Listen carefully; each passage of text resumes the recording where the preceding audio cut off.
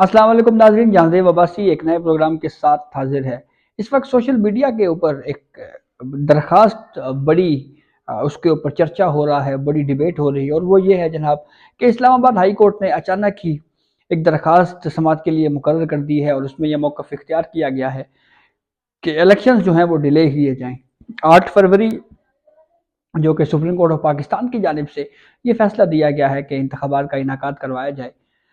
तो अब ऐसी सूरत हाल में एक चीज़ तो बिल्कुल क्लियर और वाज़ेह है कि सुप्रीम कोर्ट ऑफ पाकिस्तान की जानिब से अब ये मामला डिसाइड किया गया है, ये फैसला दिया गया है, तो इस पे हाई कोर्ट इंटरवीन नहीं कर सकती। इसकी वजह ये है कि सुप्रीम कोर्ट ऑफ पाकिस्तान का जो फैसला होता है वो तमाम हाई कोर्ट्स के ऊपर बाइंडिंग होता है। सुप्रीम कोर्ट के फैसले का इतलाक तमाम हाई कोर्ट्स के ऊपर उसका अमल दरामद लाजिम होता है। इसकी एक मिसाल आज ही हमने सुप्रीम कोर्ट में भी एक केस में देखी, जब एक टैक्स के नफाज का इशू था, जो सिंध हाई कोर्ट में भी ज़ेर समात रहा, फिर उसके बाद लाहौर हाई कोर्ट में भी ज़ेर समात रहा। लेकिन एक मौका के ऊपर लाहौर हाई कोर्ट के फैसले के खिलाफ अपील सुप्रीम कोर्ट में आई और सुप्रीम कोर्ट ने उसको डिसाइड कर दिया।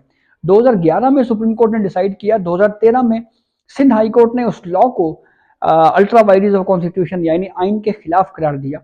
तो इस पे आज चीफ जस्टिस काजी फायद ईसा ने भी ये सवाल उठाया कि जब एक फैसला सुप्रीम कोर्ट कर चुकी है तो उसके अगेंस्ट व्यू हाई कोर्ट कैसे दे सकती है। तो एग्जैक्टली यहाँ पे भी यही इशू है कि इस्लामाबाद हाई कोर्ट जो है वो सुप्रीम कोर्ट के फैसले के खिलाफ नहीं जा सकती, उसके पास ये इख्तियार नहीं है।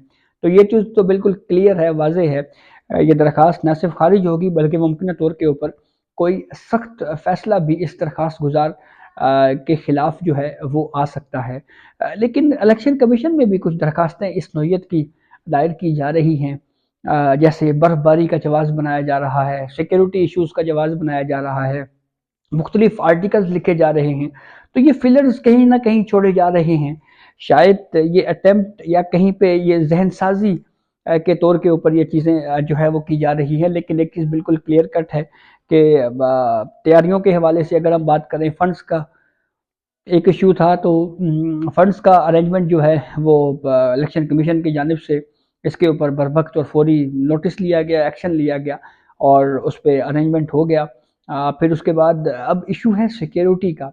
उस हवाले से भी आइंदा एक दो दिनों में जो है वो कोई अहम पेशरफ्त हो सकती है। निगरान वज़ीर आज़म ने भी अभी बयान दिया है, उन्होंने ये कहा है कि इलेक्शन 8 फरवरी को ही होंगे।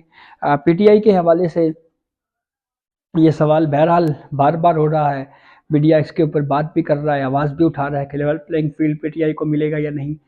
और फिर उसके अलावा सबसे अहम जो बल्ले का निशान है, क्योंकि इलेक्शन कमीशन में इंट्रा पार्टी इलेक्शंस जो करवाए गए, पाकिस्तान तहरीक इंसाफ की जानिब से ये कहा गया कि ये हेस्ट में, जल्दबाजी में करवाए गए और इलेक्शंस में कानूनी तकाजे पूरे नहीं किए गए। जिस तरह से शफाफियत होनी चाहिए थी उस तरह की शफाफियत इस इंट्रा पार्टी इलेक्शन में नहीं है।